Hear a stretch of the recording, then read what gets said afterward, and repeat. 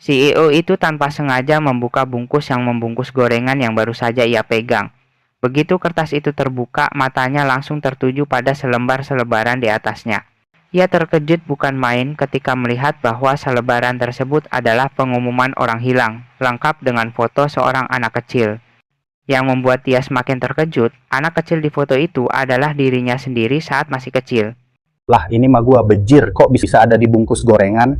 Pemandangan itu langsung menyeret ingatannya pada sang ayah, yang beberapa waktu terakhir diketahui mengalami berbagai bentuk penyiksaan dan perlakuan kejam. Di dalam hatinya muncul dugaan kuat bahwa pria yang selama ini hilang selama 20 tahun itu adalah ayah kandungnya.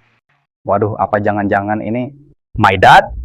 Tanpa berpikir panjang, ia langsung menyuruh sopir memutar balik kendaraan. Woi bawahan, putar balik. Kemana tuan? Pakai nanya, udah balik aja. Kalau gua bilang balik, ya balik.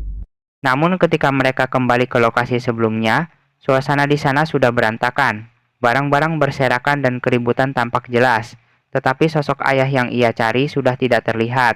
Di tengah kebingungan itu, pandangannya tertuju pada sebuah potongan kalung kecil yang tergeletak di tanah. Ia memungutnya lalu secara refleks mengeluarkan setengahnya dari saku. Saat dicocokkan, ukurannya ternyata pas. Ketika kalung itu dibalik, ia menemukan ukiran nama dirinya sendiri di bagian belakang. Ya kan dugaan gua nggak pernah salah. Ini nggak salah lagi. My dad, I'm coming. Tapi bentar deh. Lu tahu gak? Kalau ada tukang gorengan yang nyariin anaknya. Yang mana tuh? Itu loh yang suka dagang di depan proyek. Oh, yang matanya buta sebelah itu? Bener yang itu. Lu tahu gak sih kalau dia tuh udah keseringan diparani? Maksudnya? Ya itu. Terus-terusan dapat salam olahraga dari kita. Misalnya aja kayak kemarin tuh. Si Joko itu kan kelilit utang ya. Nah ngelampiasinnya ya ke sana. Tapi kenapa dia gak kapok ya jualan di sini? Ya biarin sih, dia kan nyariin anaknya. Anaknya? Halah. Palingan anaknya udah mati. Kalau masih hidup pun. Paling jadi pengemis atau pekerja kasar kayak kita. Kasihan sih, tapi ya mau gimana lagi. Udah lebih dari 20 tahun. Kan, dia nyariin anaknya. Betul. Betul. Terus juga menurut gua. Agak percuma sih dia mendonorkan kornea matanya itu buat si anak. Soalnya dia itu juga kan gak balik sampai sekarang.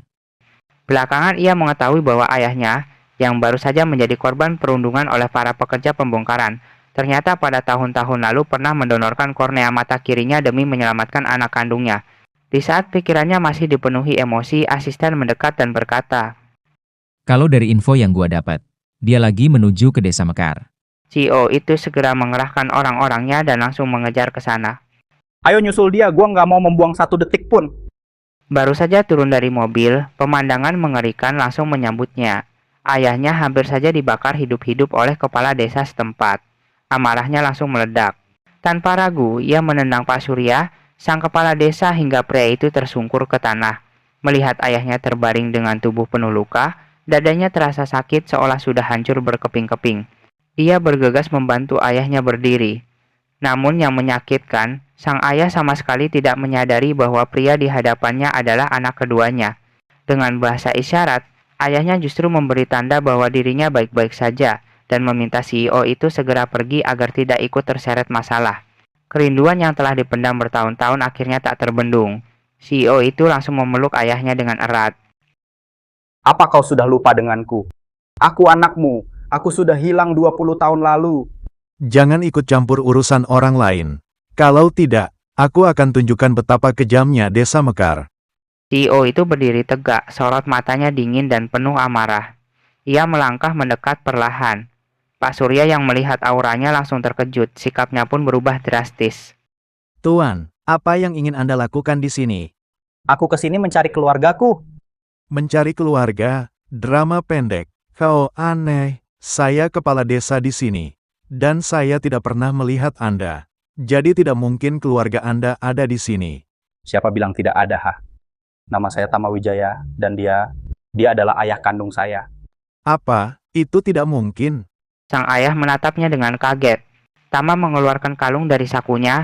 Begitu melihat benda itu, Pak Wijaya langsung menangis terseduh tanpa suara. Tama langsung berlutut di hadapannya. Ayah, dulu ayah menyelamatkan gua sampai lehermu kemasukan besi. Karena itu, lu kehilangan suara. Bahkan ayah rela mendonorkan kornea mata demi gua. Kalau bukan karena ayah, aku tidak akan berdiri di sini hari ini. Aku datang terlambat, maafkan aku. Ayah dan anak itu pun saling berpelukan erat sambil menangis. Melihat adegan itu, Pak Surya mulai merasa tidak tenang. Ingatannya melayang ke masa lalu ketika ia menjual ketiga anak Pak Wijaya kepada penculik saat pria itu pingsan tak berdaya. Ia menyeringai sinis.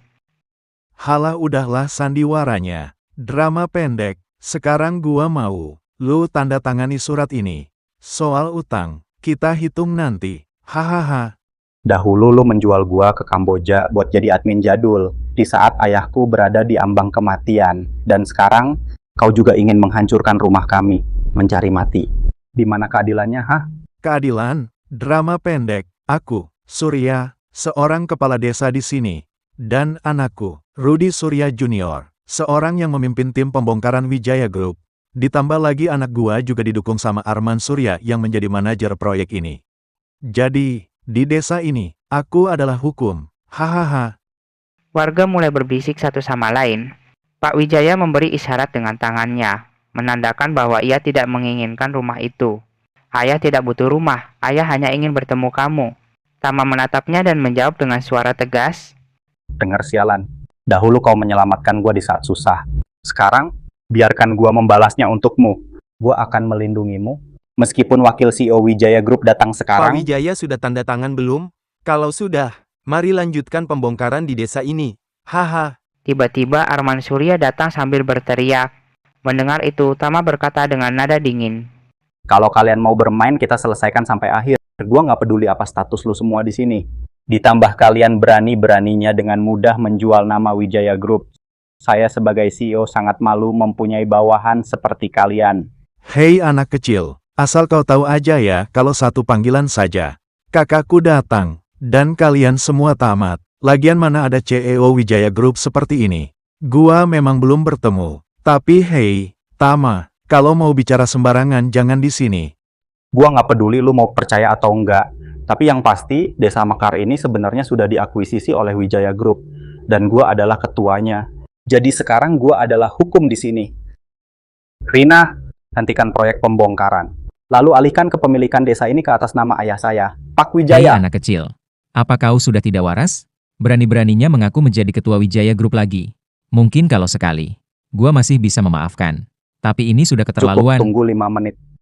Di sisi lain, Leo Santoso sang wakil CEO lagi rapat dan mendapati bahwa teleponnya berdering.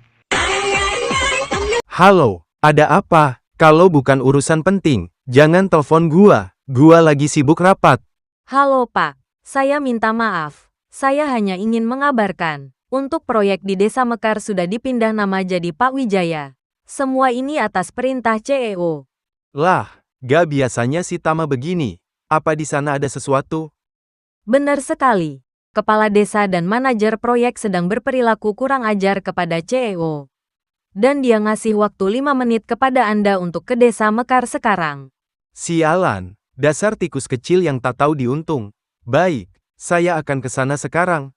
Kembali ke CEO yang sedang menunggu, ia mendengar ponsel Arman berdering. Tanpa menunggu lama, si manajer itu pun langsung mengangkat dan mendapati bahwa sang wakil CEO sedang menuju kemari. Seketika wajah Arman dan Pak Surya langsung pucat, yang disusul oleh wakil CEO yang datang. Di mana bajingan kecil itu? Hah? Salah satu warga yang sudah geram dengan perbuatan kepala desa ini pun langsung teriak dengan lantang jika mereka sudah membuat onar di desa itu. Melihat satu orang yang berani, para warga yang sama-sama geram dengan sikap kepala desa beserta proyeknya itu langsung berteriak. Dasar kalian semua gak tahu diuntung. Gua udah bayar desa ini 2 kali lipat dari harga pasar. Masa lu masih nganggep gua gak adil? Hah? Lancang sekali kau tikus kecil. Asal kau tahu aja, dana untuk mengakuisisi Desa Mekar adalah 10 kali harga pasar. Dan kau hanya berkata 2 kali lipat. Di mana sisanya? Hah?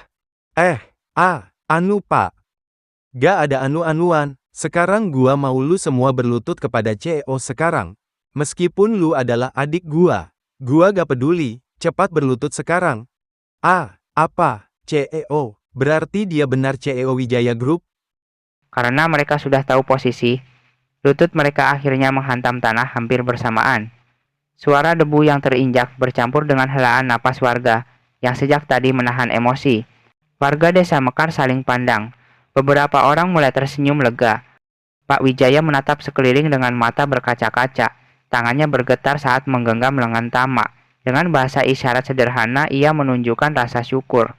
Untuk pertama kalinya setelah puluhan tahun, wajahnya tampak tenang. Namun Tama tidak tersenyum. Ia berdiri kaku, lalu menatap tanah desa kelahirannya dulu. Lalu mengalihkan pandangan ke Leo Santoso yang baru saja mengatur napas setelah berteriak-teriak. Hei kalian semua, jangan senang dulu. Maksud lu apa? Hah? Drama pendek, apa kau sudah lupa? Anggaran untuk mengakuisisi Desa Mekar adalah 15 kali lipat dari harga pasaran. Leo terdiam. Wajahnya yang tadi merah karena emosi kini berubah pucat. Kerumunan warga yang tadinya senang mulai hening. Bisik-bisik kembali pecah, tapi kali ini nadanya berubah. Tapi, laporan yang masuk ke sistem cuma 10 kali lipat. Tama, dengar dulu. Ini masalah administrasi. Bisa dijelasin? Jangan bohong. Gua tahu persis alur duit Wijaya Group. Walaupun gua tahu anggaran 2 kali lipat itu cukup buat bikin desa ini sejahtera seumur hidup. Tapi jika anggaran aslinya 15 kali lipat, apa artinya? Seorang warga tua maju satu langkah.